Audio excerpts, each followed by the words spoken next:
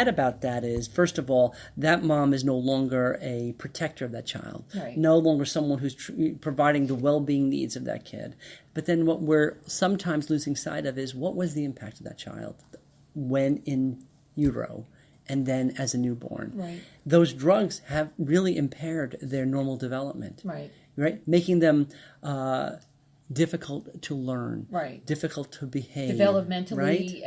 everything up there, cognitive, everything is affected at that point. They won't be meeting their milestones either. It's quite horrific if you think about it. And you can take a normal family that's working every day, going to school with their children, and all it takes is a surgery, and the doctor's prescribing that medication for an extended period of time. It just takes 2 weeks to be addicted. That's it. Just 2 weeks, and you don't realize that you're taking this medication for pains you no longer have, because it's helping you deal with your money problems, or your husband issues, or your wife issues, or your children issues. So it really does. We do need to meet, I think, more so the mental health aspect of it, and make sure these people are cared for mentally, so they don't start self-medicating. Right. Eleanor, you and I grew up in a time where we lived in communities where neighbors looked out after each other. And if something didn't seem right, we reached out. If something didn't seem right, we engaged them. If something didn't seem right, we guided them towards help. We need to return to those days, because a lot of things what we do know is that there was that spark before the fire in that forest. Right. And there were signs and symptoms of mom and dad that may have been regressing or decomping, and or a child may not have been performing in school, that leads to more difficult issues down the road. Communities need to come together. We need to embrace one another and realize there, but for the sake of God, could be any one of us if we didn't have the natural supports that lifted us up when we were down. So Brevard Family Partnership is a voice. Brevard Family Partnership is an entity in of itself that is trying to do just that. These opportunities to get the message out, we would love for people to step up and to partner with us and to learn more about us. Come knock on our door and say, hey, listen, if there's anything we can do to learn more, number one, or participate in, maybe even volunteer, or maybe even look at opportunities for a career with us. We are looking for people who are committed to serving others, and we are looking for people who are passionate about rebuilding families, rebuilding communities. That is a cause to be engaged. And I think that our doors are always open. Even if they just have 1 hour to give. If you have 1 hour to give to volunteer, you can, be a mentor perhaps to a child, a young adult or a young child. It doesn't matter. But it is getting the community involved. Are there any upcoming, not classes, but is there any upcoming events possibly where people could attend and maybe come and learn more about BFP? Well, or can we get one started?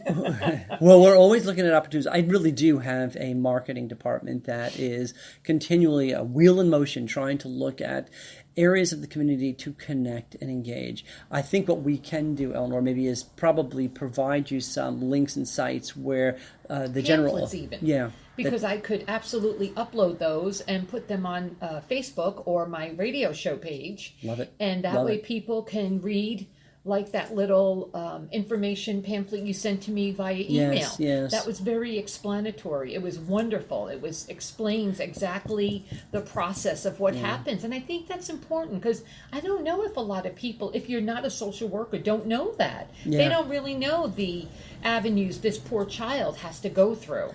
Yeah. And it's funny you say that, because it's 17 years since this organization's been in existence, and it's been almost 20 years where the state of Florida has been legislatively mandated to transfer the responsibility of foster care, adoption-related services from the public sector to the private sector, and still people say, BFP, are you DCF? Mm-hmm. And we're really not. We work in partnership with them, but we are the system of care that works with families and children who are at risk. That's wonderful. You do a wonderful job there, Mr. Phil. Oh, thank you. You do. I'm proud. I'm really proud to stand with the 200 people that make up Brevard Family Partnership and its family of agencies. They are so dedicated. These are people who literally work around the clock. And this is not an industry where people make big bucks. Right. So where does it come from? Their heart. The heart. Can you just say, is there a link? Brevard Family Partnership, is it .org? Yes. So it's brevardfamilypartnership.org. If you want any further information, and the phone number here is... Well, you can call our main office at the number before you there. And that main number is 321, let's see, hold on, 321-752-3188? Yes. Okay. Is that it?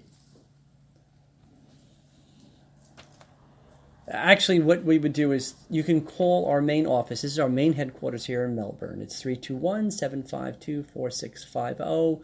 And you can certainly dial in at 3064, and that would be my direct. If you have any high-level questions, I'd be more than happy to answer. I love speaking in the community. If there are venues and forums that people would like to know more about Brevard Family Partnership, whether they'd like to know about child welfare, if they want to talk about child abuse and neglect, I have a very strong background in child development and psychology, and I love to talk about how what we do is a healing process too. It is. We don't just take on the task assigned to us by the state of Florida. We work with children to help them heal and develop towards normalcy.